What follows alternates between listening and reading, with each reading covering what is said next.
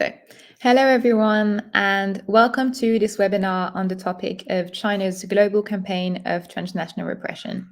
Thank you all for joining. My name is Ottiline. I'm a research assistant at the Tibetan Centre for Human Rights and Democracy, or TCHRD, which is the first Tibetan human rights organization to have been established in exile. I will be the moderator for this discussion, which should last between an hour and a half. If there are any questions from the general public, please write them in the Facebook comments and we will address them at the end. So first, I will say a few words about TCHRD's project on transnational repression, which is a long expression, so we're just going to say TNR when we mean transnational repression. For those of the general public who are new to this issue, TNR has been defined by Freedom House as the phenomenon whereby governments reach across national borders to silence dissent among their diaspora and exiled communities. In the case of China, we have been witnessing the Chinese Communist Party, or CCP, strengthening its extraterritorial powers to persecute all perceived sources of opposition. This has been practiced for decades, but TNR campaigns have significantly multiplied since the years 2014-2016. This phenomenon can be seen as the international extension of the repression campaigns conducted within the PRC, People's Republic of China, which have intensified since Xi Jinping's accession to power. The CCP-led TNR targets ethnic and cultural minorities, as well as political opponents. In this webinar today, we are hosting members of advocacy groups for 7 communities that fall victim to TNR: residents of Hong Kong and Taiwan, Chinese human rights activists, Falun Gong practitioners, Uyghurs, Southern Mongolians, and Tibetans. As it worsens, the phenomenon of CCP-led TNR is attracting increased attention from the international community and the media, with the publication of several reports in recent years, either general or focusing on one of the target communities, including reports from some of the organizations represented here today. However, to date, there has been no substantial report focusing in depth on TNR in the Tibetan diaspora. And it is to address this need that we launched TCHRD's TNR project. We have spent the last 18 months collecting testimonies from exiled Tibetans around the world, and we are compiling them into a report that should be published in December 2023. In our work so far, we have identified 5 major trends or axes that can guide this discussion. It will be interesting to see whether or not we find the same trends across different communities.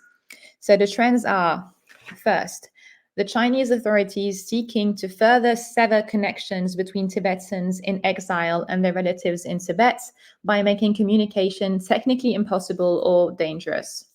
Second trend, the collaboration between the CCP and foreign governments.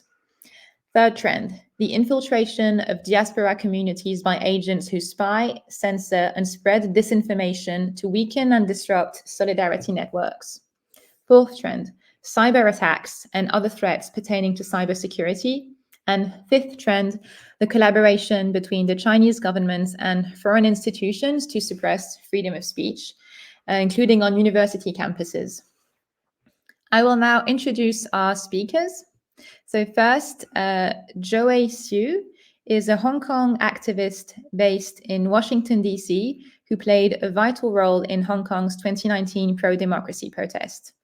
She organized citywide protests and co-founded a student advocacy coalition. Since fleeing in 2020, she has spearheaded a cross-movement coalition with young activists.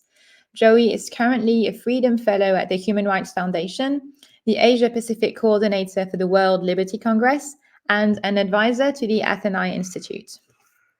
Our second speaker will be Eric Su, who works as a researcher at Doublethink Lab, which is an organization located in Taipei, Taiwan.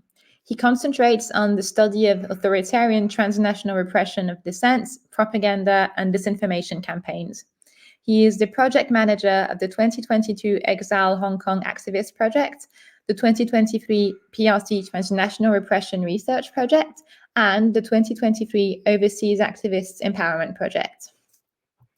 Our third speaker will be Louisa, who is Director of Global Advocacy for the Uyghur Human Rights Project, or UHRP, sorry. So she is responsible for identifying actions needed to end complicity and increase leverage to end human rights crimes against Uyghurs and to assist victims and secondary survivors. Louisa is the author of several book chapters on ethnic issues and human rights in China and the co-author of several UHRP reports. Our fourth speaker is Ramona Lee, who is the UN Program Coordinator for the Network of Chinese Human Rights Defenders. She has worked with various grassroots communities in China on issues related to feminism, labor, religious freedom, and disability rights. Our fifth speaker is Engebatu Togochog, who is the director and co-founder of the Southern Mongolian Human Rights Information Center, or SMHRIC. Born in the region referred to by the Chinese government as Inner Mongolia, he moved to the United States in 1998 and created the SMHRIC with his colleagues in 2001. He has spoken at the United Nations Forum on Minority Issues, at the United Nations Permanent Forum on Indigenous Issues, and at the US Congressional Executive Commission on China.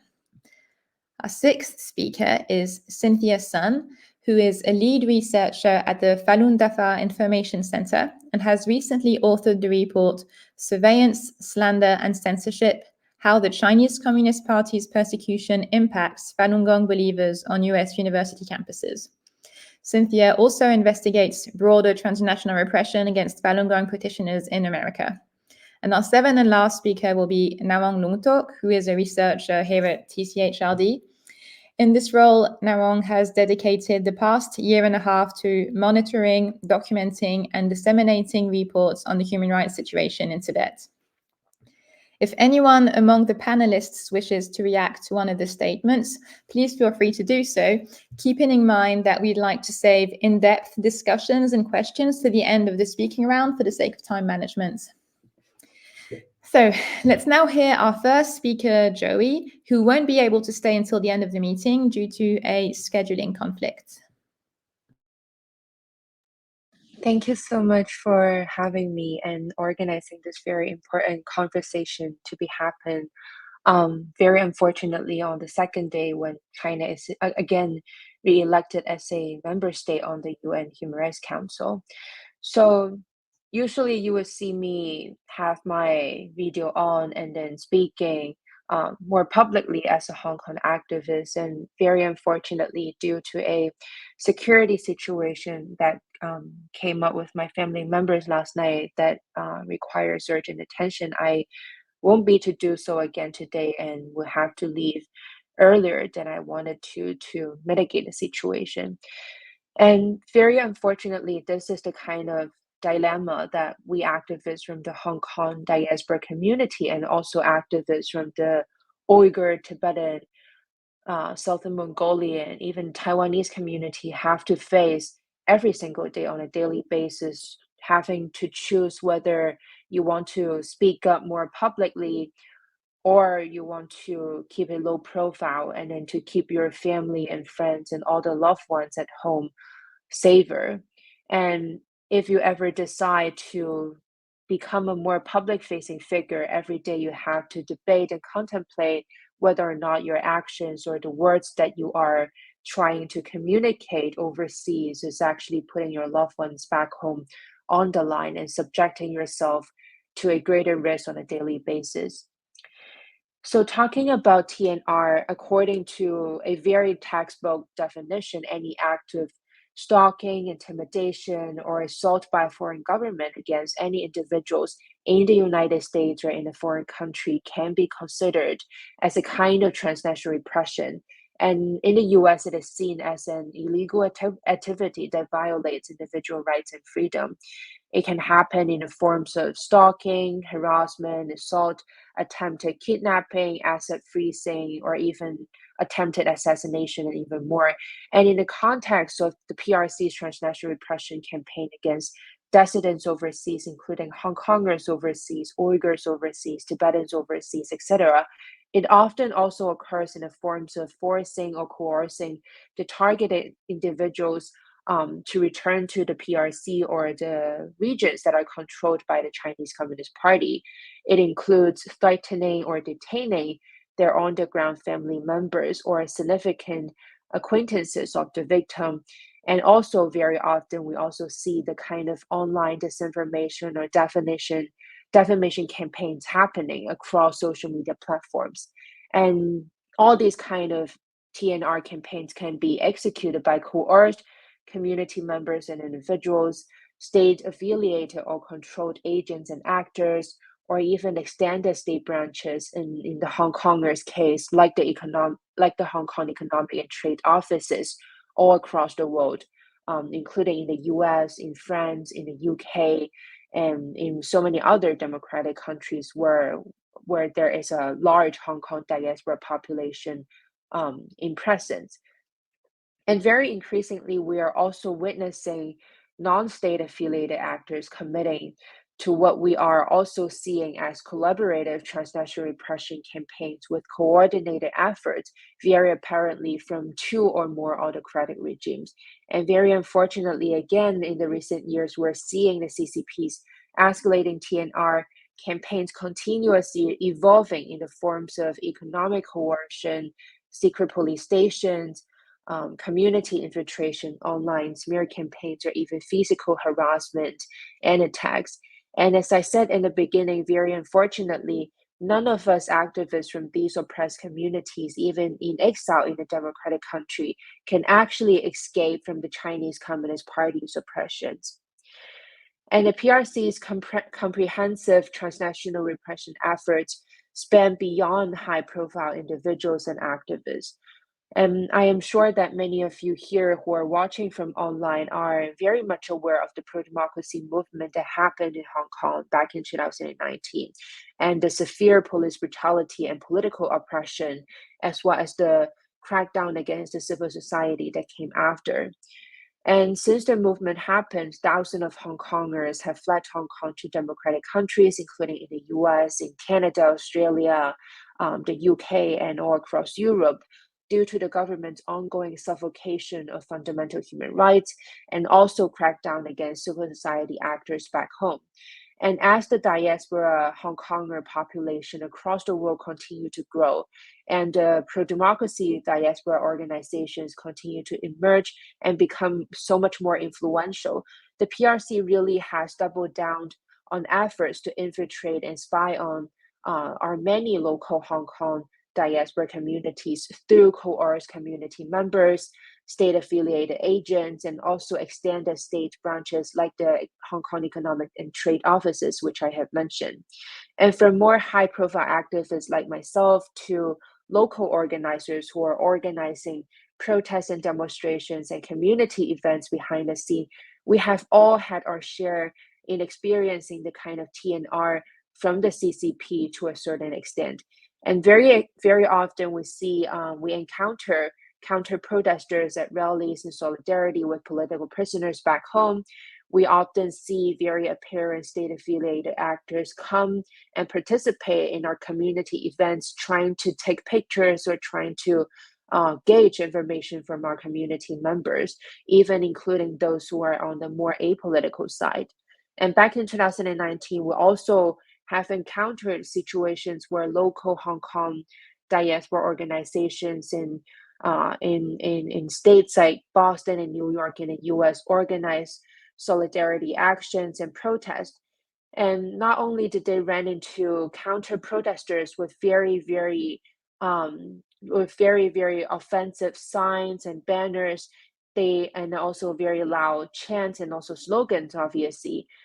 We also had cases where organizers of the rallies also received gun threats, with state affiliated actors, pro Beijing supporters, telling them all the way home, threatening to do physical harm to them. And in my personal experience, very unfortunately, online harassment and threats has also become a new normal. Every single day, I go onto platforms like Instagram and Twitter trying to advocate for Hong Kong, to campaign for Hong Kong's political prisoners. And every single time, without a fail, you will see harassments and threats coming into my inbox. You will see those in the comment section threatening to come get me simply because of my activism from Hong Kong for Hong Kong, and also for the cross movement solidarity movement against the CCP suppression against our communities. And back in 2021, when I was campaigning for the No Beijing in 2022 campaign with activists from the Tibetan Uyghur communities, one direct action that we took was that we went to Athens in Greece to protest against the opening ceremony and the torch lighting ceremony in Greece that was set to happen. And due to the protest, me and another Tibetan activist were arrested by the Greek police. And throughout the 24 hours of detention in a prison cell in Athens, we have noticed that the Greek police have received calls and messages from the Chinese consulate in Athens, pressuring them to detain us for a longer time, to pressure them to charge us with a more serious crime. And there is even talks about extraditing me from Greece back to Hong Kong. And that is the kind of transnational repression that activists from these oppressed communities are facing on a daily basis. And even more unfortunately, we are increasingly witnessing the very, very same tactics employed by the Chinese Communist regime, manipulated also by other autocratic regimes beyond our communities represented here, against the pro-democracy activists and advocates from Burma, Iran, Venezuela, and so many more. And I would just end my opening statement by saying that from Hong Kongers, Tibetans, Uyghurs, Southern Mongolians to Chinese dissidents, and these vulnerable communities, our communities are really canaries in the coal mine that so well illustrated the CCP's expanding transnational repression campaign all over the world, and their endless aggressions and disregard of human rights at home and also abroad. And I look forward to hearing other panelists' thoughts and also experiences. Thank you. Thank you very much, Joey, for your statement. And again, if anyone has questions, remarks for Joey, please speak up now, because Joey does not have to leave the meeting earlier due to a scheduling conflict. So if anyone has something to add or to ask, please do so now.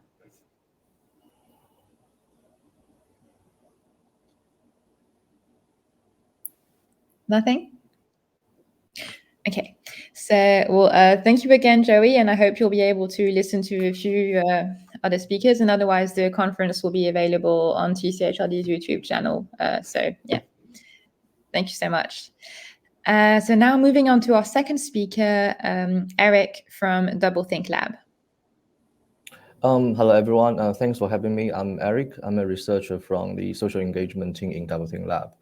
And as mentioned, Doublethink Lab is an NGO that's based in Taipei, and we focusing on examining authoritarian system, especially PRC's foreign information operations, political propaganda campaigns, and also overseas interference. Social engagement team, unlike other teams in Doublethink Lab, we specialize in using sociology and psychological methods, both in a qualitative and quantitative way, to conduct project and intervention related to these issues. This year, our team has been particularly focused on examining the influence of PRC's external propaganda, and of course, today's topic, transnational repression. In 2022, we conduct in a investigation into the information environment of overseas Hong Kong communities after the national security law and the information habits of overseas diaspora. We also explore the experience of transnational repression faced by overseas Hong Kong organization, their individual psychological trauma, and the advocacy challenge. Similar hybrid method of research was extended to advocacy group of overseas Tibetan, Uyghur, and mainland Chinese community. After nearly 15 months of research and analysis, we published transnational repression report for these four groups in the first half of this year. And we also designed corresponding training program based on the advocacy challenge that identified during our analysis due to transnational repression during this June and July. Our relevant report can be found on Doublethink Lab's Medium page. I would like to emphasize that transnational repression can take various forms, including verbal or physical harassment and threats, long-term tracking, doxing, cyber attack, or customized and localized forms of disinformation campaigns, and even via cross-border arrest and threats against friends and family. Each form of transnational repression deserves a separate discussion, but their objectives are consistent. They all aim to suppress voice that question the justification of CCP, both domestically and internationally.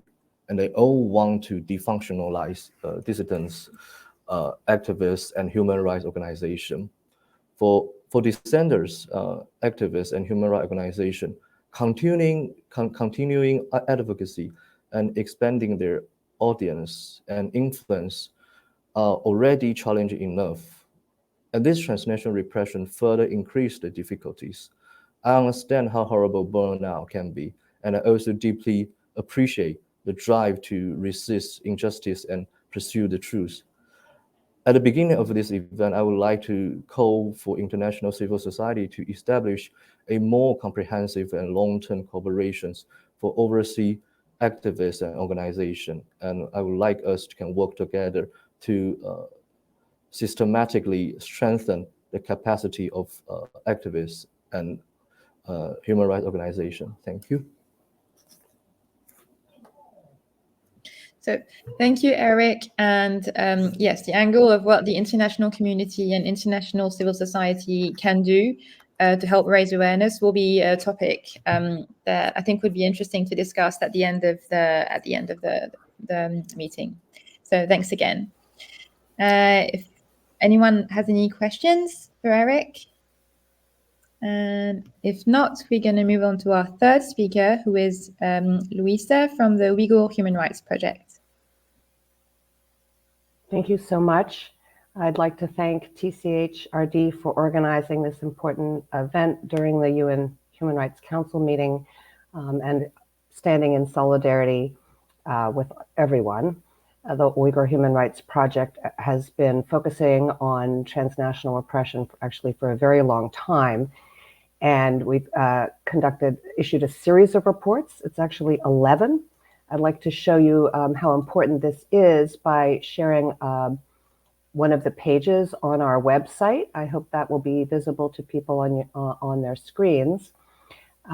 First report, I will say, is actually from 2011, when in the course of conducting research with asylum seekers in Europe who had fled following the crackdown and mass roundups, after 2009 peaceful protests in Urumqi.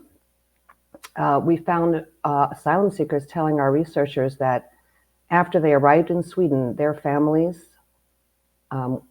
back home were pressured by Chinese police. Very relevant to this group, as Joey put it, and Eric is saying, cross-movement solidarity. Our next report in 2017, The Fifth Poison, the harassment of Uyghurs overseas. The fifth poison is all of the, as was noted, ethnic and cultural minorities, those people who are a poison, according to the Communist Party. Let me focus here a little bit on a report we did in 2019. Repression, we called it Repression Across Borders. The term transnational repression wasn't quite coined yet.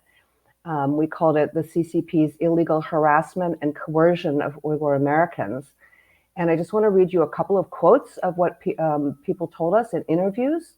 So, for example, a Uyghur man got a message on WeChat on his phone. This person identified himself as a police officer in China and said, we know key details about your career. We know who you've worked with. We even know your salary in the US. So extremely intimidating, detailed information on an ordinary person. He did not have a high profile job. And the police officer said uses a little bit of coded language saying, your family is safe, but there were others who in different agencies that might imprison them unless this person in the US provided information to Chinese authorities, so being under pressure to spy. Here's a text message that another Uyghur received living in the US. It said, please don't be a disaster for your loved ones. You better think more about your family members. So that's the wording of these threats. Another woman who is a survivor of the concentration camps received a message from her own brother. And the question was, how could you do this to your parents, to us? What kind of daughter are you? So using this guilt and psychological torture. Here's one more from a Canadian Uyghur. She said, I'm getting continuous harassing calls from police in China. Today I got a message, she posted this on social media. Today I got a message threatening me to detain all my relatives and asking me to cooperate instead of harming them by my activities. She said, it's very frustrating, leading to suicide thoughts. So I want to echo what Eric is saying about the importance of understanding the psychic trauma, stress, anxiety, depression, and extreme mental stress that so many people abroad are experiencing. Now I want to give you some statistics. We did actually a series of reports in 2021, 4 altogether, using the term transnational repression now. And what we have, it was a database constructed in cooperation with the Oxa Society for International Affairs, Central Asian Affairs. The database has 1,546 cases of serious human rights violations against just Uyghurs abroad. So this did not include text messages. It was anything that involved physical contact by local authorities at the behest of the Chinese authorities. That included 1,151 cases of detention on foreign soil or outside China, and 395 cases of deportations, extradition, and rendering of people who the Chinese government had succeeded in getting brought back to China, where since 1997, and knowing that certainly in recent years it's a crime for Uyghurs to have any contact abroad, so it's certain that they were taken into detention and faced very serious conditions such as torture, starvation, and so on. Next, I'd like to go a little bit to some policy responses, if I could. And what I'd like to do actually is show another screen, if I can do that. Sorry for the technical challenges there. So the American law enforcement, you may see on your screen a bulletin issued by our domestic national police force, FBI.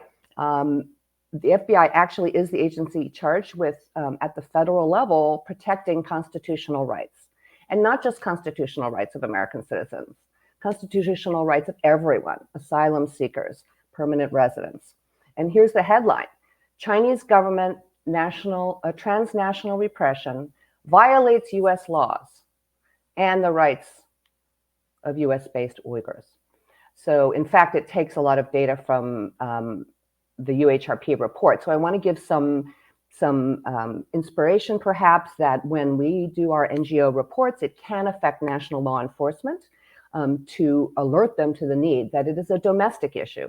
It is a matter of upholding the rights of people on the soil. So this is about awareness and pressure on the government of China to end these human rights violations, the need to define this as an international crime at the UN and also at multilateral levels like the EU, and certainly at the national level, because the police who are charged with protecting rights should be doing this. So this is something that came out from the FBI in 2021, so 2 years after our report, confirming in every detail UHRP's point. And I want to give one more image for you to look at, which is a more general statement. So I would like to learn more about which governments have actually created a definition. So this is something that's directly on, again, our national law enforcement agency, the FBI. There is a statement directly from our national police saying, Transnational Repression is the name of the page. When foreign governments stalk, intimidate, or assault people in the United States, it is considered transnational repression. It is illegal. And then there's a message for victims. You can get help to stop it. So I encourage people to look at this, and maybe in the comments for the recording of this event, I'll be able to provide some links. I will criticize, however, this is not enough. It is not, there is not sufficient resources to investigate. And the way you're supposed to report this as a victim is to call a tip line. And this is very contrary to what anyone might say. I don't have, is it a tip to help the government investigate crimes? No, I just want to report my own experience and ask for help from American authorities.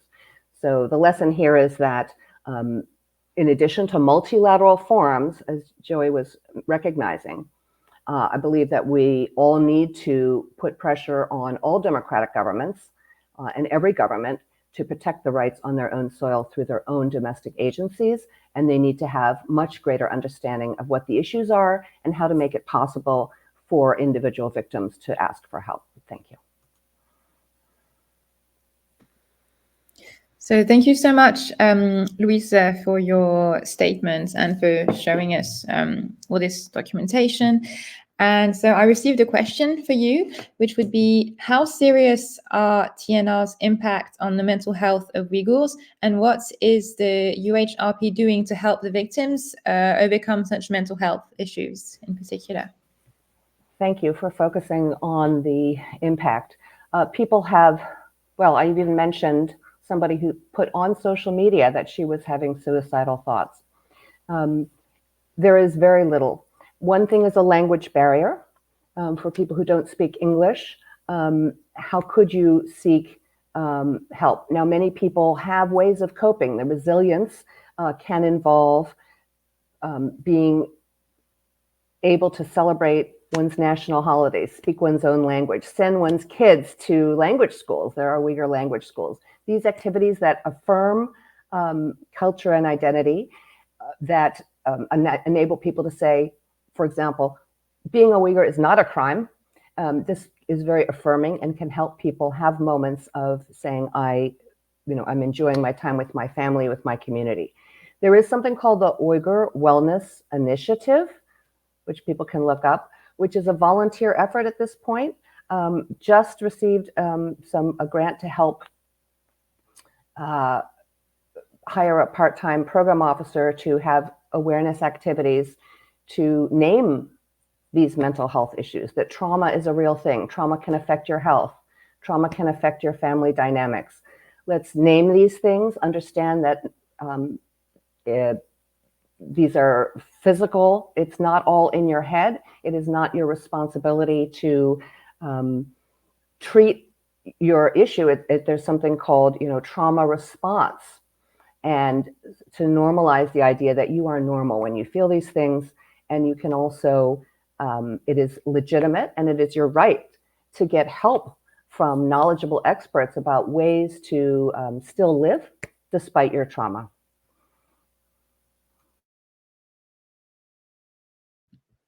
Thank you so much. Are there any other questions or remarks regarding Louisa's statements? Okay. So we'll move on to our fourth speaker, who is Ramona Lee from the Network of Chinese Human Rights Defenders. Hi. So thank you to TCHRD for bringing us all together for this discussion. I feel like I've already learned a lot from some of our peers and friend organizations.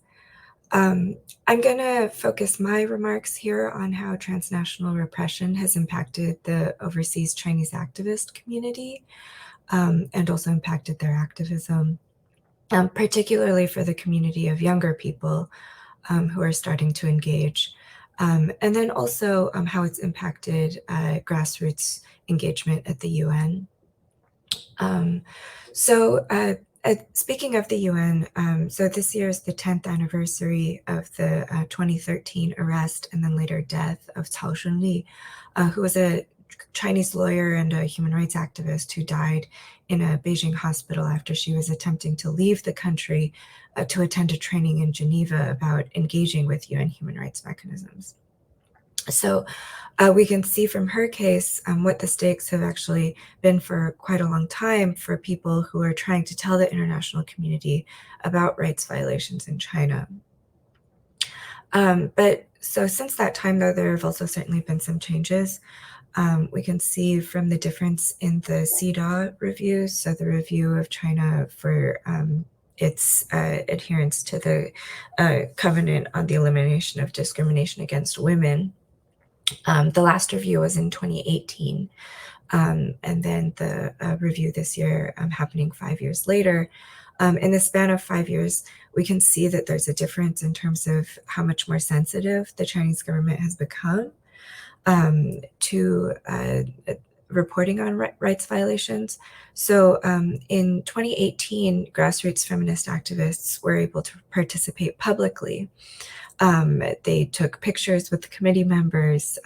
They published photos of themselves attending meetings with the committee members to share information and participated in the open information sharing sessions. And then they were also able to publish an extensive and incredible piece of reporting about how about the experience of engagement at the UN on the Feminist Voices online platform that has now been shut down in the years since. So that degree of open engagement would be unimaginable now. But at the same time, I would say that the main means for repression have actually generally been the same, which is what folks have just been describing today about the pressure on family members, friends, and colleagues who are inside China that are being questioned, intimidated, if family members work for the government, having their jobs threatened. And also, one particularly troubling aspect has been threatening the ability of relatives who are children to go to school. So one Chinese NGO worker that I'm aware of who moved abroad maybe 3 or 4 years ago was receiving very distressed phone calls from relatives about how authorities were preventing his nephew from going to school in retaliation for his rights work. So with the upcoming Convention on the Rights of Children review perhaps coming up soon, I think an issue that we'll all maybe be trying to turn more attention to is how children in particular have been affected. So while the ultimate means of repression remain the same, what has changed, I would say, over the last 5 years is the degree of expression that will trigger retaliation. So for the activist community, it means that just like in China, people's organizations and connection has become a lot more informal, more casual, because it's effectively also being driven underground. And so it's also harder to find each other and to make the connections that are so important for activism.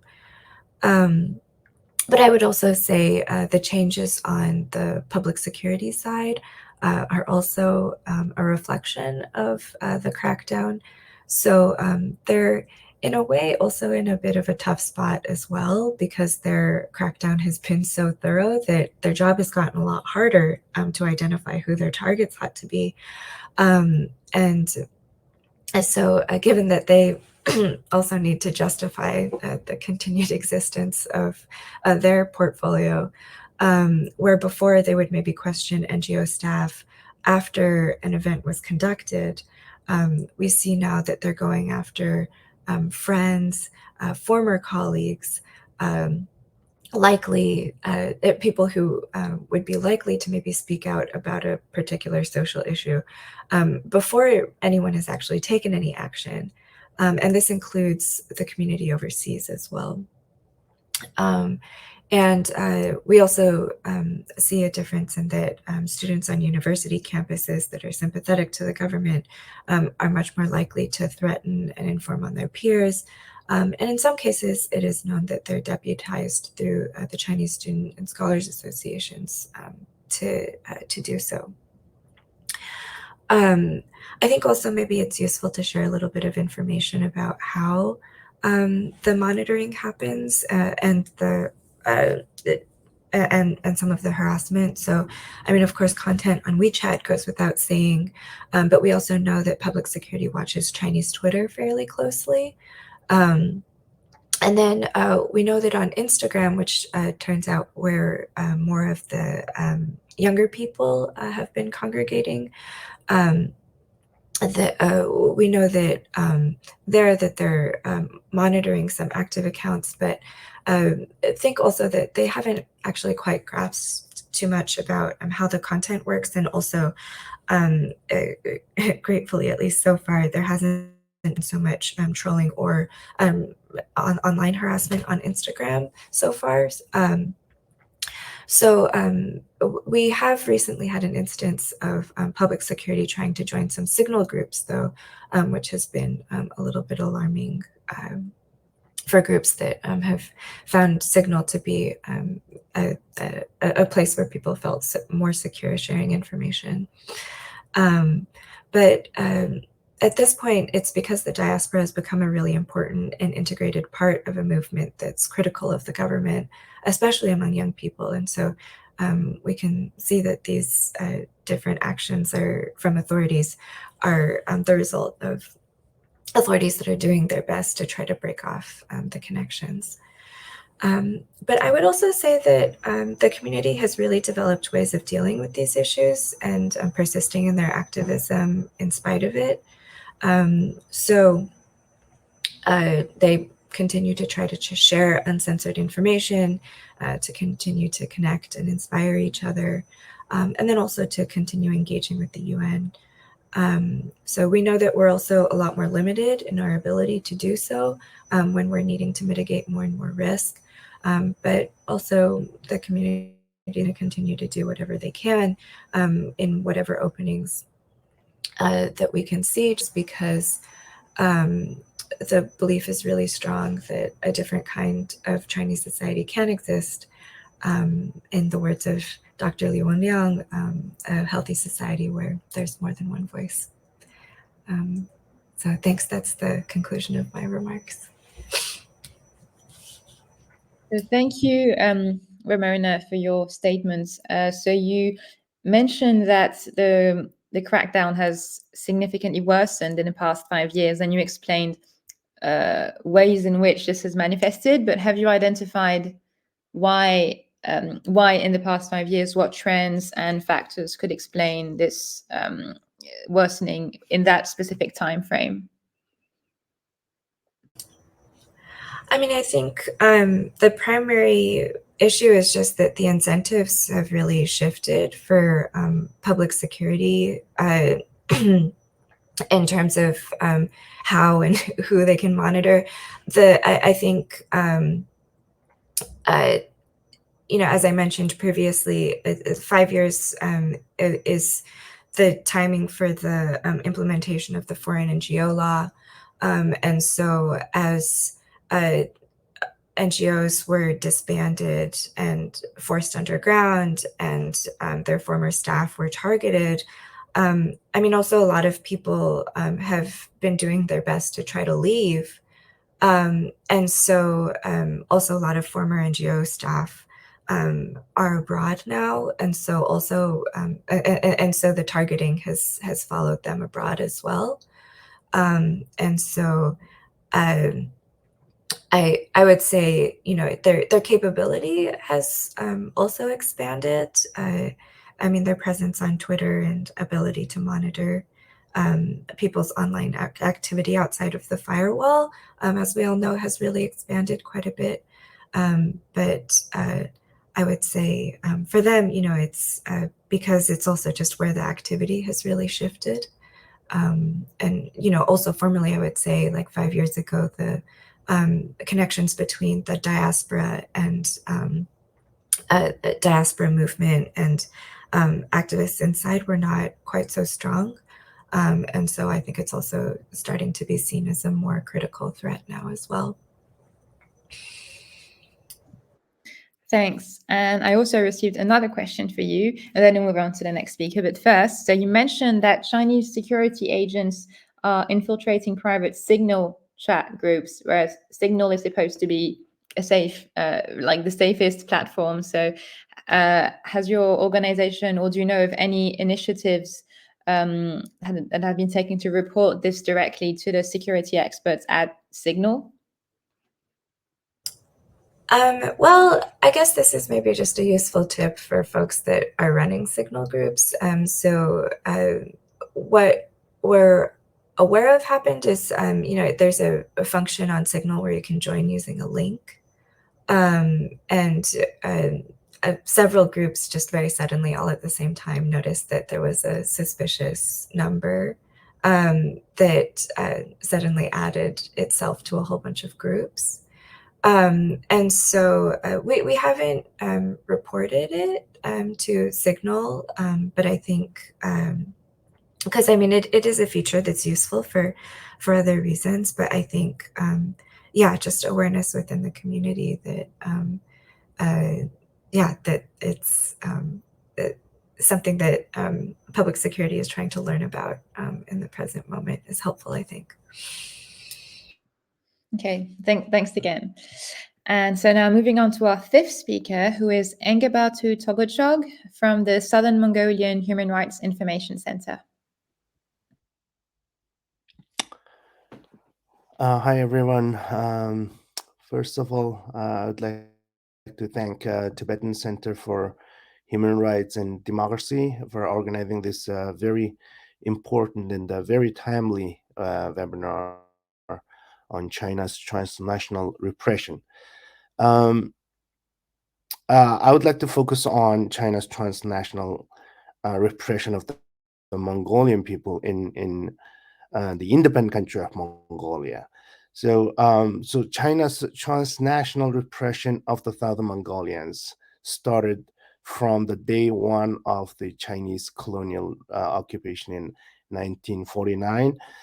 As soon as establishing its colonial regime in Southern Mongolia, the Chinese government pressured the government of Mongolia to deport back those Southern Mongolian freedom fighters and independent movement activists, including the Prince Demchik Dongrov, the iconic leader of the Southern Mongolian independent movement, and his general Li Shuxin, who was the commander of the Southern Mongolian army. The both of them were deported back to China in the 1950s, and both of them died in house arrest in 1960s and the 1970s. So hundreds of other Southern Mongolian freedom fighters were also deported back from the independent country of Mongolia, and many of them, including the legendary Southern Mongolian guerrilla leader Han Sung-jae, were executed in the 1950s. So these transnational repression was never able to stop Southern Mongolian aspiration for freedom and independence. Tens of thousands of Southern Mongolians continue to leave China for Mongolia. Of course, China continued to pressure the government of Mongolia to deport them back. For example, in 1987, two Southern Mongolian student leaders, Mr. Bater and Mr. Olangal, crossed the border and entered the independent country of Mongolia, and China demanded the immediate extradition, and then both of them are extradited back to China. One of them, Mr. Bater, had his arm broken by rifle butts when he refused to kneel down in a gesture of submission before the Chinese military personnel. So both of them are later on sentenced to 8 years in prison. So China's this kind of transnational repression continued even after Mongolia became a democratic country in 1992. For example, in the recent cases of deportation of Southern Mongolian exiles and activists include the cases of Mr. Bachanga, Mr. Dalaibater, Mr. Tolgor, Mr. Unimbater, and Mr. Lamja Borjgin. Dissident and activist Mr. Bachanga, for example, was the head of Mongol Tibetan medical school. In 2009, he escaped China and arrived in Mongolia. Chinese authorities sent their own police and worked with the Mongolian authorities and arrested him in front of the UNHCR building in Ulaanbaatar while he was seeking asylum with the UNHCR, and then deported him back to China along with his wife and the 9-year-old daughter. Later on, after his attempt to apply political asylum with the U.S. consulate in Guangzhou, he was again,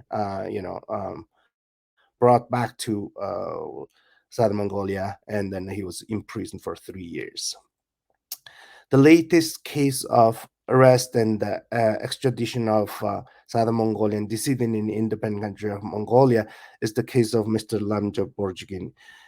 He is a Southern Mongolian dissident writer. He was sentenced to 2 years in prison for writing a book entitled The China's Cultural Revolution in 2019. And in March this year, he managed to escape from a house arrest and arrived in Ulaanbaatar, the capital of Mongolia.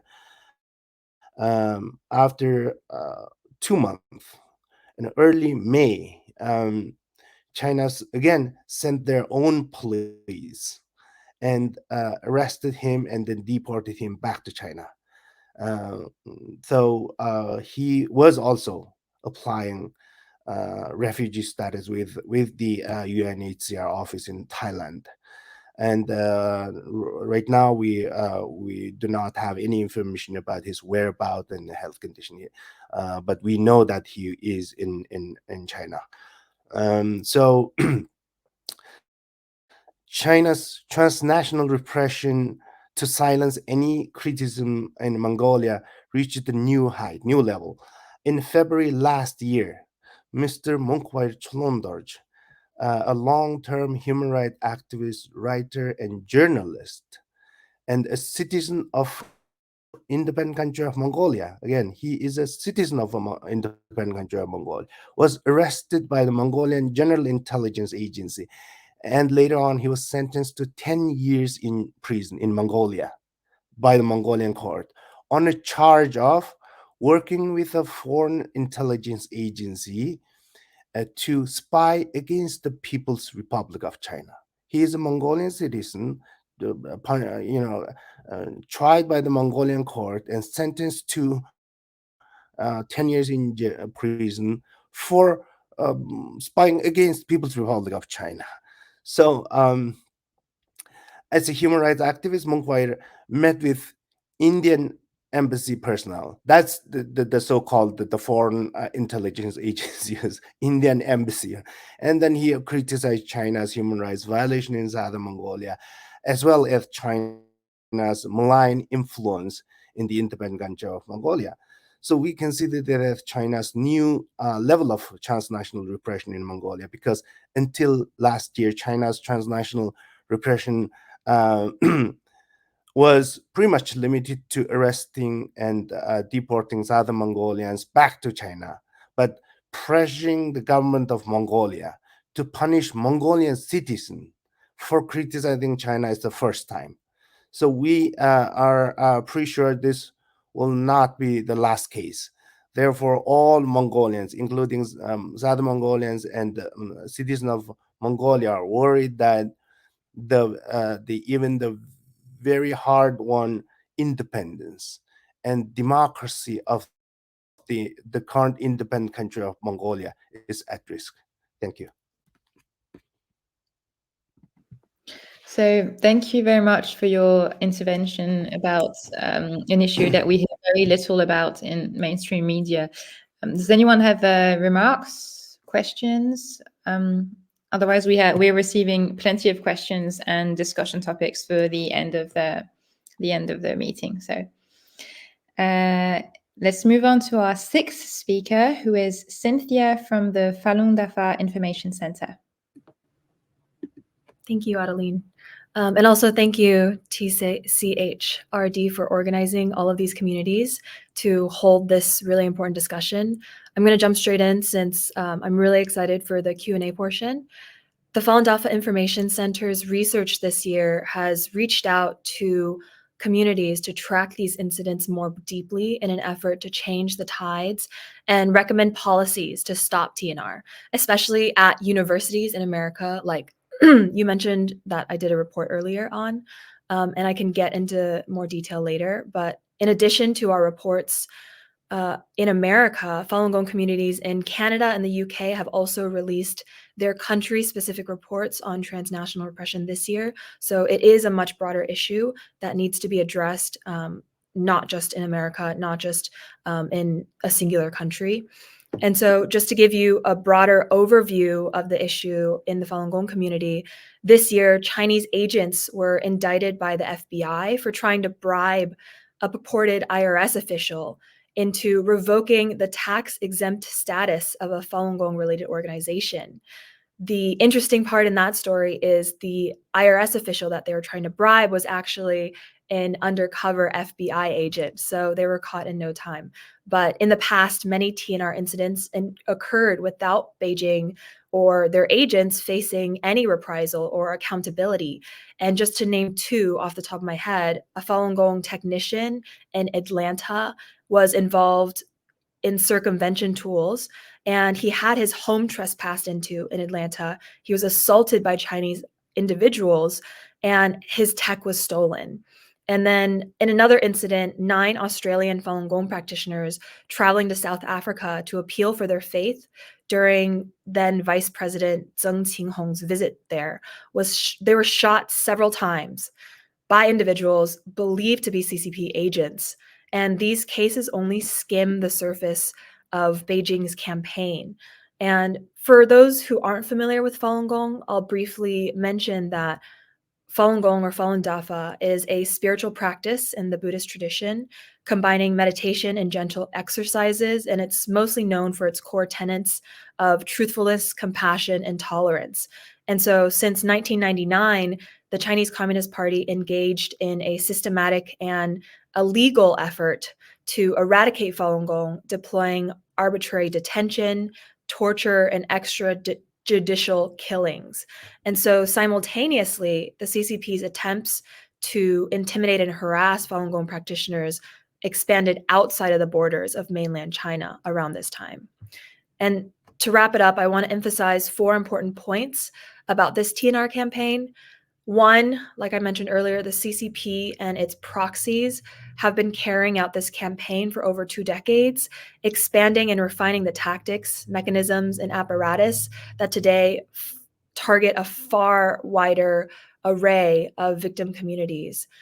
The second point is CCP-backed individuals or misinformed Chinese nationals, like Ramona was saying earlier, have physically assaulted Falun Gong practitioners in the US or other countries who are trying to raise awareness about violations of freedom of belief in China. And this year, in 2 of those cases, attackers have faced prosecution for their actions. And 3, like I mentioned earlier, I recently published a report targeting on how Beijing targets university campuses and how they try to, extend their reprisals and their campaign to university students and faculty.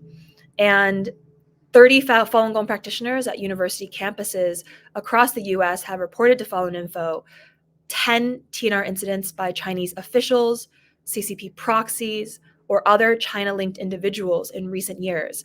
And one international student in California told us, quote, family members in China were called regarding my whereabouts, my phone number, and where I was studying or working, end quote. And unfortunately, she's not the only one who's been targeted in this way.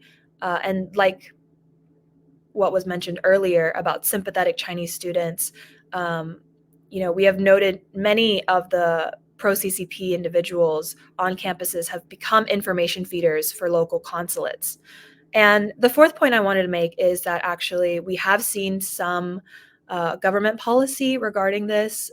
For example, Congress passed House Concurrent Resolution 304 in 2004 to condemn harassment, threats, and discrimination directed at Falun Gong practitioners in the US.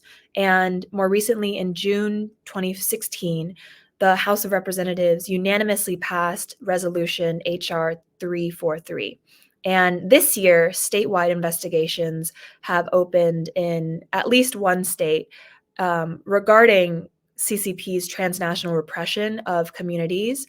And this is something that hasn't been public yet, but I just wanted to mention in case any of the communities also would like to, start compiling their findings, because there are government officials and different agencies that are really trying to, help and offer their services and investigate and root out all of the CCP TNR in this country and in others. So, I think this is a really encouraging start, but much more does need to be done. So excited to hear from more people. Thank you, Cynthia. You mentioned repression on university campuses, and that's something we see a lot also in the Tibetan diaspora, and especially via Confucius Institutes. I wonder if that's the case too, with Falun Gong practitioners.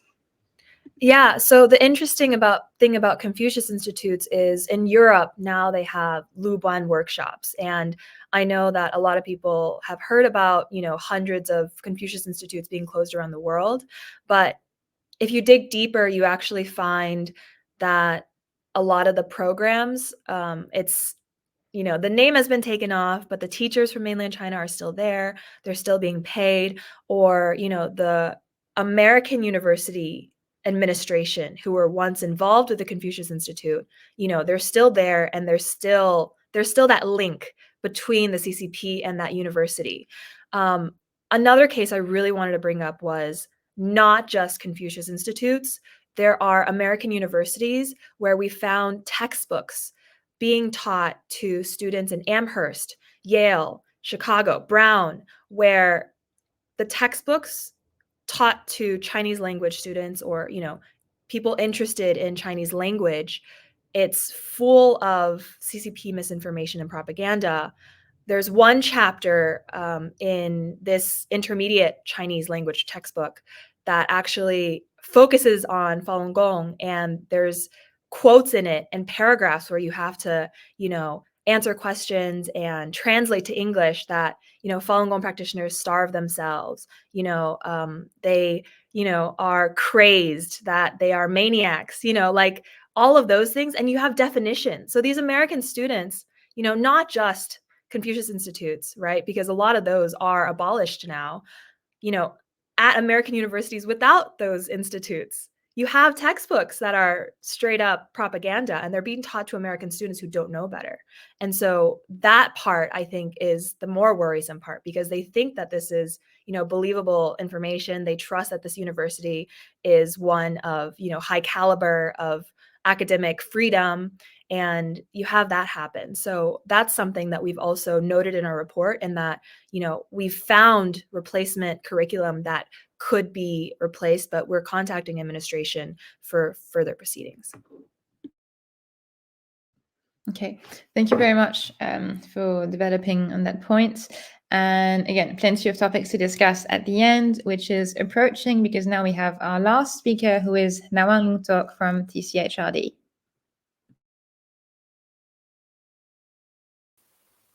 Hello, everyone. I'm Nawang from TCHRD.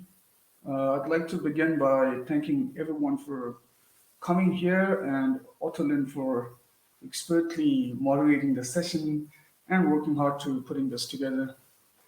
As highlighted by our previous speakers, China is currently engaged in one of the world's most extensive and sophisticated campaign of transnational repression to target anyone perceived as a threat to power and authority of Chinese Communist Party. The targets include Tibetans, activists from the 1989 Tiananmen Square protests, Falun Gong practitioners, Hong Kongers, Uyghurs, journalists, former government employees, and those who openly criticize the Chinese regime, employing a diverse array of malicious tactics, including assassination.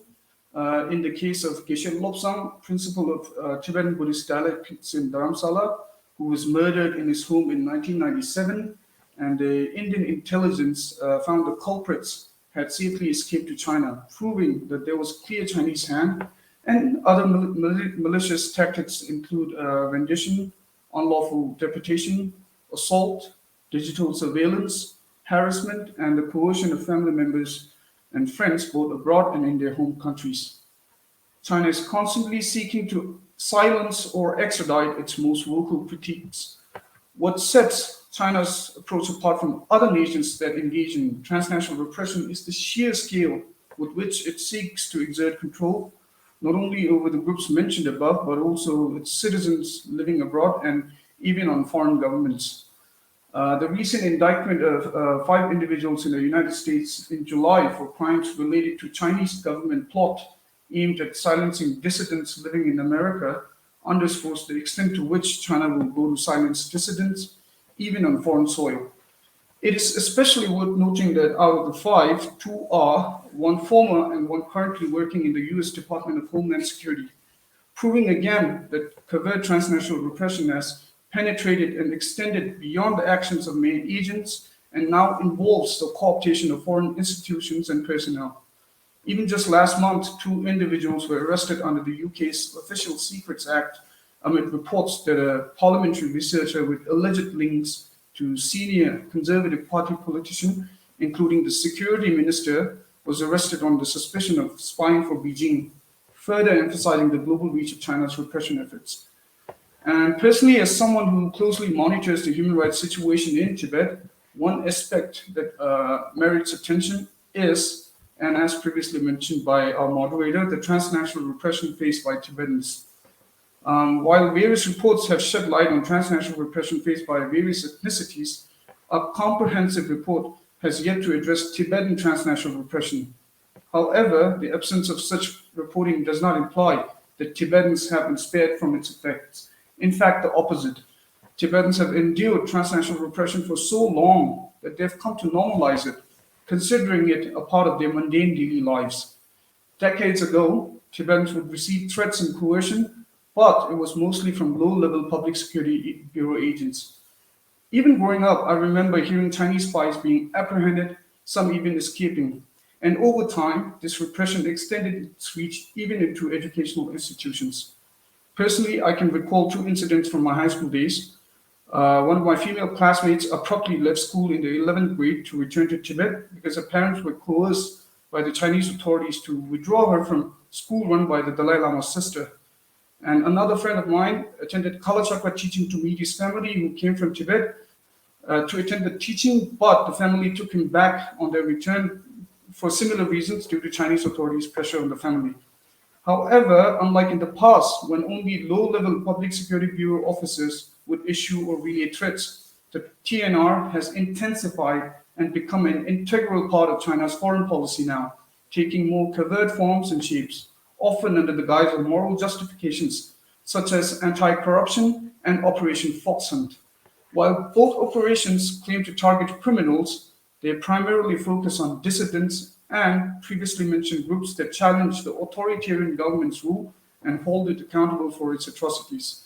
Not to mention the devious tactics such as initiatives like Belt and Road, which is basically a trap to saddle middle and lower income countries with loans and then penetrate its policies with Chinese influences.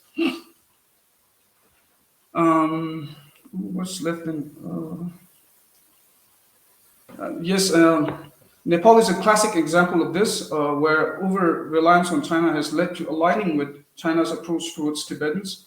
Our center also have an upcoming report on the Tibetan socio-political condition in Nepal. Furthermore, China has made significant investments in media outlets to clandestinely disseminate propaganda narratives while concealing these efforts under the guise of moral pretenses.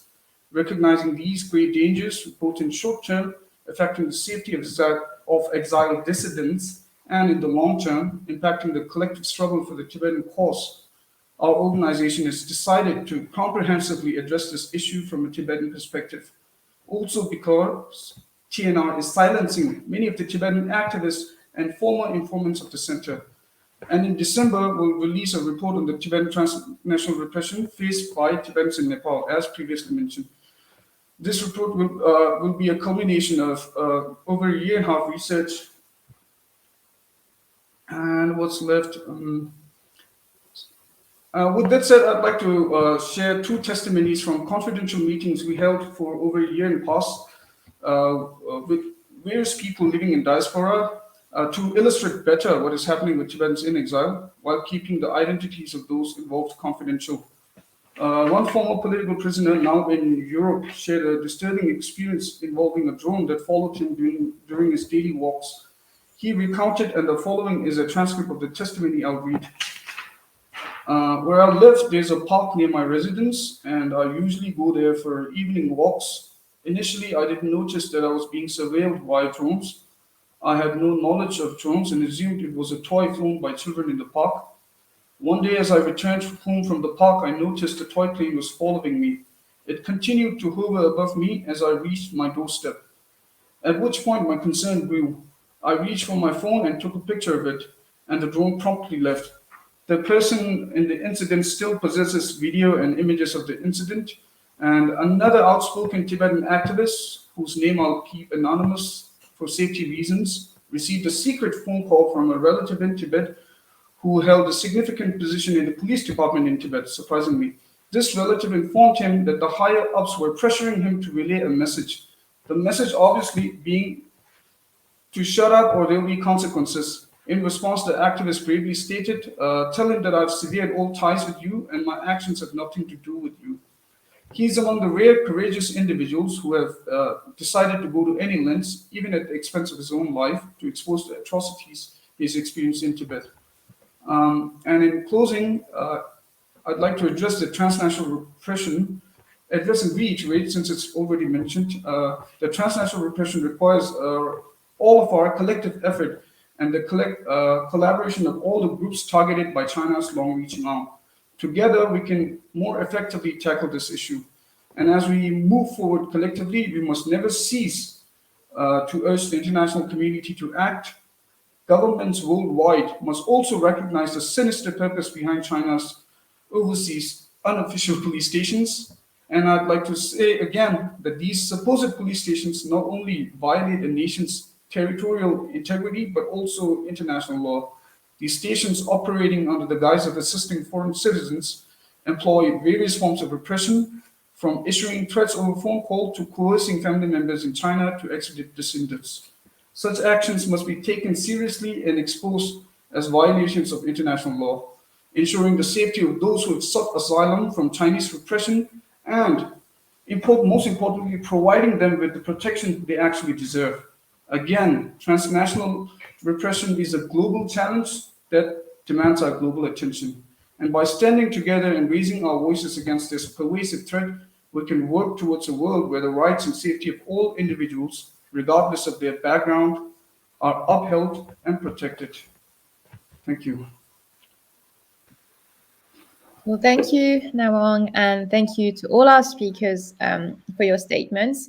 And now we can start addressing the multiple questions that we've been receiving on Facebook and in the private chat. So I'm going to read them, and ideally we would be able to, well, especially you would be able to reply to them collectively. So the first question we received via Facebook is, how does trade hegemony play a part in exporting authoritarianism and the world turning a blind eye over human rights violations? And what changes would you recommend in that regard? So trade hegemony.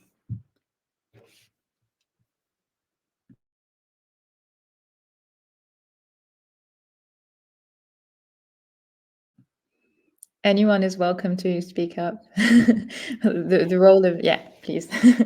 Well, I believe we have seen European governments beginning to talk about something they call de-risking related to trade reliance on China.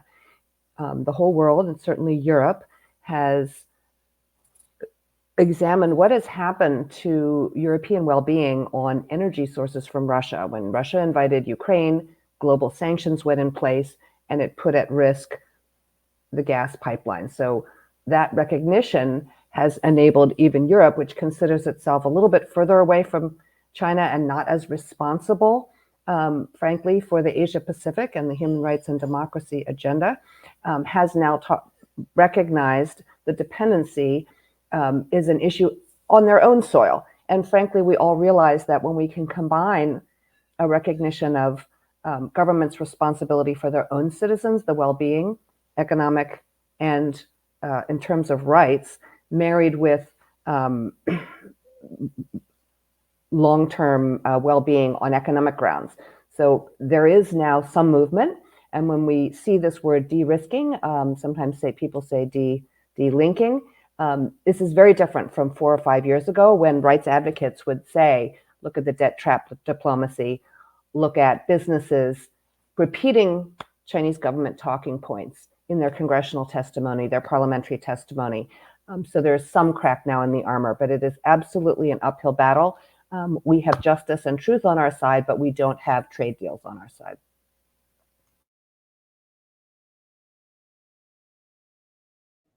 I think there is a momentum now, like Louisa said.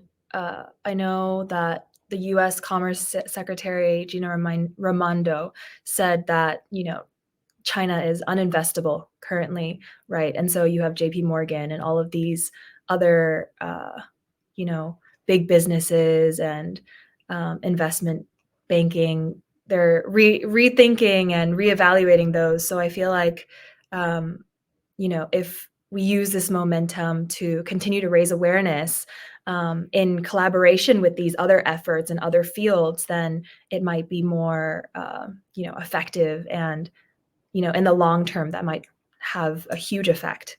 I actually attended the Atlantic Council Uyghur event a few weeks ago, and there was a JP Morgan employee there, and she was very concerned with, the human rights of, China, because it really does affect economy, and it does affect, their policy briefings to executives. And so I think there is this wave and this momentum, this push to continue going forward and really finding out like what the CCP is after. And all of us know what the CCP is after, right? They want control of the narrative. But I don't think the general public or government officials really have that perspective. So I think it's up to us to really inform their perspective.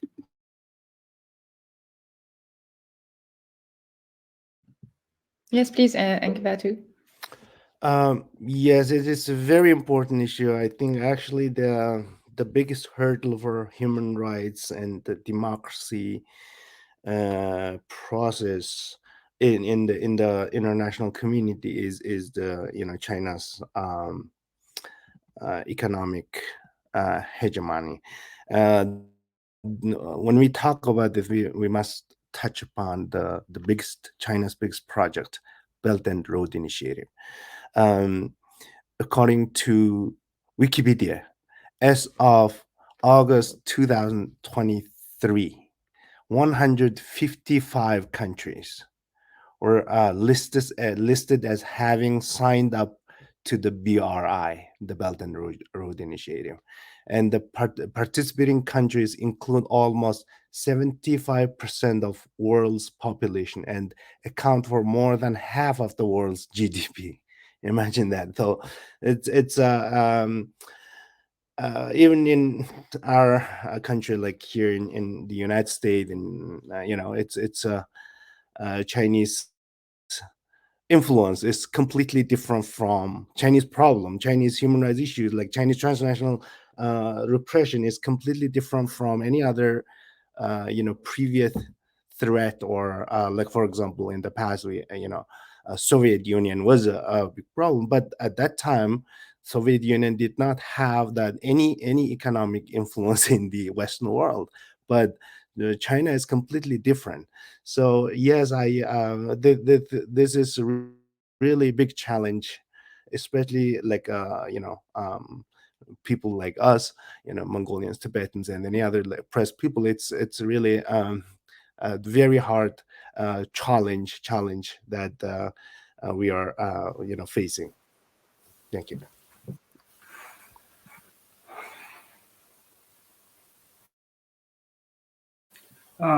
Yes, even I'm concerned about the Belt and Road Initiative because, as I said before, it ostensibly, outwardly, it offers economic assistance, but its real motive is to eventually burden the countries with debt and increase China's influence and control over the regions. Nepal is a prime example of this, where economic over-reliance on China has led to aligning with China's approach towards Tibetans.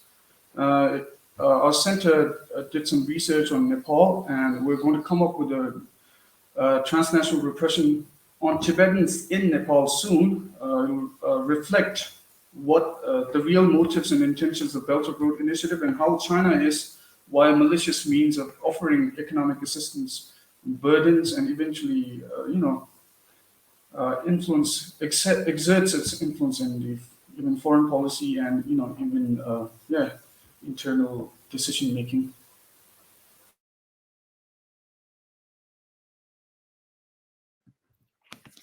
Thank you all for your remarks. If you think that's all for this topic, we can move on to another question you received on Facebook, which is, the question is addressed to Louisa, but I guess anyone can reply. Can you explain how TNR has become part of China's foreign policy, especially since Xi Jinping became president? Yes, thank you for your question. I don't know of any report or analysis, so I think you've raised a really good question. It points to a research opening, or I'd be happy to hear myself if anyone has written an analysis. I will say that the resources put into TNR are quite large. There are reports documenting the propaganda side, the messaging. Tell China's story well as the message for China's state-controlled media, investing in many, many languages, investing in places like Africa and Latin America, and all throughout Asia to tell China's narrative and therefore influence universities and government policy to consider dissenters and ethnic nationals to be a threat, for example, the terrorism label on Uyghurs. The police stations, overseas police stations have already been mentioned. This agenda is not finished. A few countries have responded. Many have not. Again, probably hesitant to act, not having resources to investigate, not having language officers who can understand the messages being posted or the ability to approach people. So all of that is still to come, and it's something we can all work on together. And I don't know if I could just mention briefly that I want to point to Freedom House's resources on the advocacy issues, and also definitely endorse the fact that Safeguard Defenders has done a great job to try to document how much resources, how many resources, how large the effort of the Chinese government to invest in transnational repression across the world.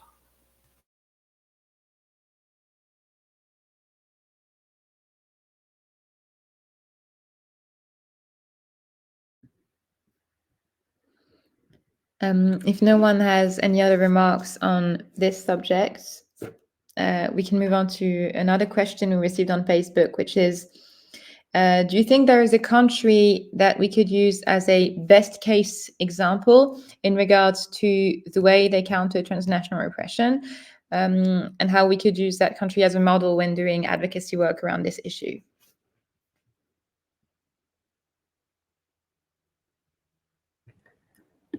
This isn't a whole country per se. So last October, there was this incident in Australia where a Falun Gong practitioner was attending this Canberra flower festival that they hold annually. And on her car, it said, the CCP is not equal to China, right? And then there were 3 individuals, 2 young men, and then 1 young woman, all Chinese, who spray painted her car. And then when she was filming them and told them to stop, one of the young men beat her up and like took his elbow to her neck and slammed her to the ground. And basically what happened was, she hired a lawyer and then took him to court. He tried to escape to China, but they caught him at the airport and the court ruled in favor. And so he was fined, he apologized, and then he went back to China. I think this is something that's seldom seen when it comes to transnational repression, from what I've researched personally. And even though, the United States has a lot of hearings and now we have like the select committee on the CCP, I think when it comes to legal prosecutions in this manner, Australia is the only time where I've seen like a case in the past year. So be open to, hear any more examples like that. I guess the question asked for one country which would be kind of like perfect in all ways. It deals with transnational repression, but more realistically, there would be different countries that have best practices in different fields of combating transnational repression that we can take example of, like as a mosaic. But yeah, I think Louisa, you had something to say on this topic. Right, great question. And if you look, I apologize, I don't know what's happening to my camera. Freedom House has several case studies. I don't know if there's a way for TCHRD to post this in the chat of the webinar. But for example, the United Kingdom, Germany, and Sweden, there is a list of 3 or 4 things the country is doing right. And unfortunately, it starts simply with having a definition, having a recognition that it is an issue, that it violates their laws. And I believe if you look at the Sweden report, it's freedomhouse.org/report/transnational repression/Sweden, that's praised as having some of the best, but by no means are they all adequate. I also just want to chime in that I think the U.S. By no means is perfect, but I do think that the prosecutions and very public indictments that have been made against, for example, an employee at Zoom who had been passing on information to the Chinese government about Zoom meetings that activists were having. There was also an indictment issued against someone in the democracy, the Mingyu movement, who had been also meeting and receiving money from the CCP, and there's several other examples. I mean, I think that I'm a little bit hesitant to hold up the FBI as like actually a very good example of treatment of transnational repression, because I think they've been also very flat-footed on other fronts, and have, I think, in some ways been, I don't know if like overzealous is the right word, but it's certainly, they've also done bad research that has led to prosecutions that I think really shouldn't have happened, that I think there's a strong indication that they were like kind of racially motivated. But on the other hand, I have really appreciated their focus on these other cases in which it's been victims of transnational repression that have been specifically targeting dissident and like activist activity. And so to the extent that it's like directly related to repressing like freedom of expression and association in the US among dissidents, I feel like those have been, that they have put a fair amount of resources towards investigating individual cases.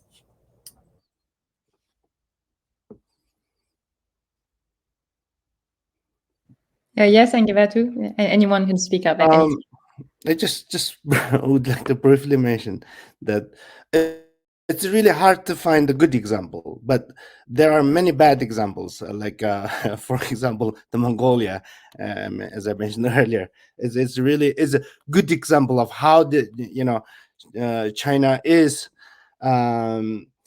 implementing policy of transnational repression successfully in a country, in a sovereign and democratic country.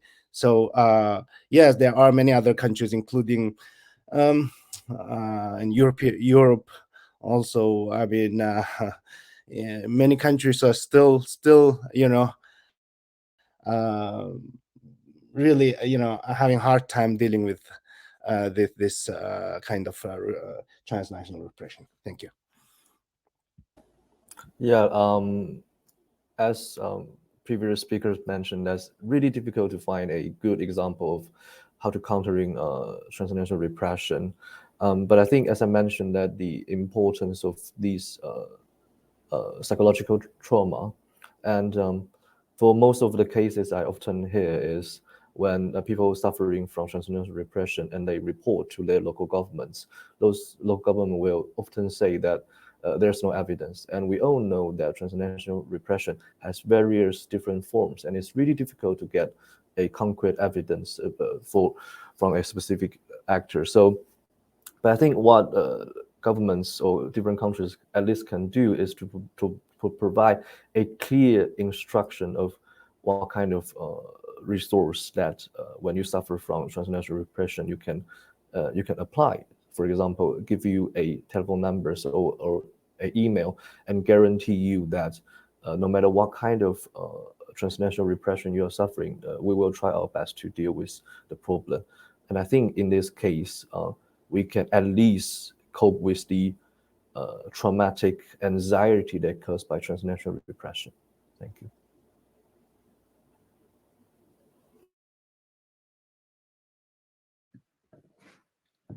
So thank you all for replying to this prompt. And now I believe it is our last question we received on Facebook, which should be the last question of this meeting because we're already gone over 1 hour and a half, unless you have more things to discuss, of course. The last question on Facebook is, what do you think is the biggest challenge to combat transnational repression?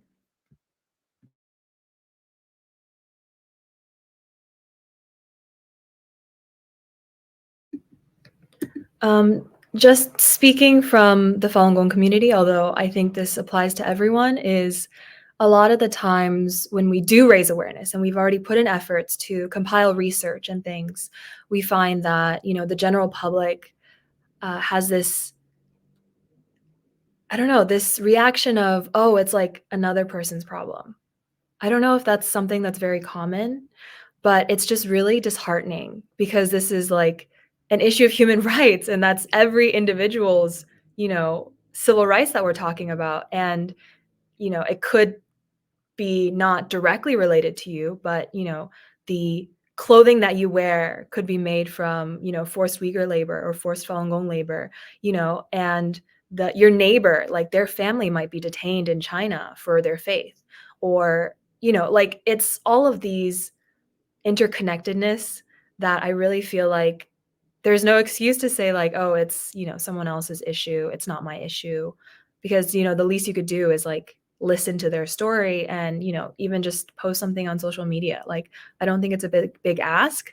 And, in the future, the information that, we're compiling, all of our communities are compiling, will help you in, making business investment, ideas, or like, all of these things in the future that are going to be impacted because now like China is such a big player in the geopolitical world that it's really, I don't know, like ignorance is not bliss is what I want to say. I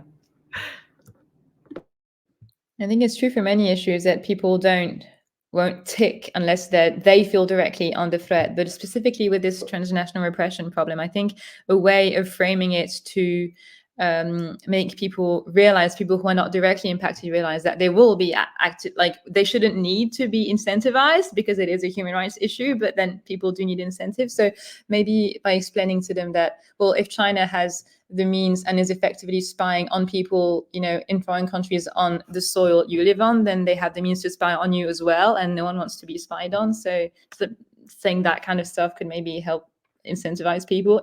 They shouldn't need it, but like unfortunately they might.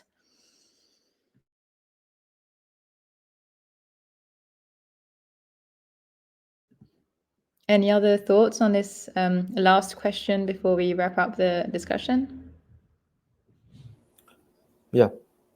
I think I would say that localizing and normalizing these transnational repression impacts and advocacy issue is an important and possible strategy. For example, when we look at a Hong Kong national security law, because of the uncertainty of the scope of the law, that it not only limits the freedom of Hong Kong people, but also potentially harms the freedom and rights of citizens in other countries. And because of that, we can emphasize that we need to focus to our own rights, and through defending our own rights, that we can also contribute to those who are persecuted.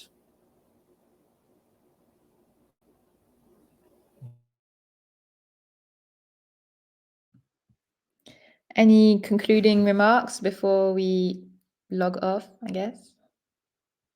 I'd like to just reiterate that in coming few months, we're going to release a report on Tibetan transnational repression, which will be a culmination of over a year and a half of research, including confidential meetings with various individuals in different countries and collected testimonies of their experiences. So, but it's important to note that the report's findings are primary and that our research will continue. So in case any one of you are interested in the subject, or you can spread the awareness about the report that's coming out, it would be very helpful. Thank you.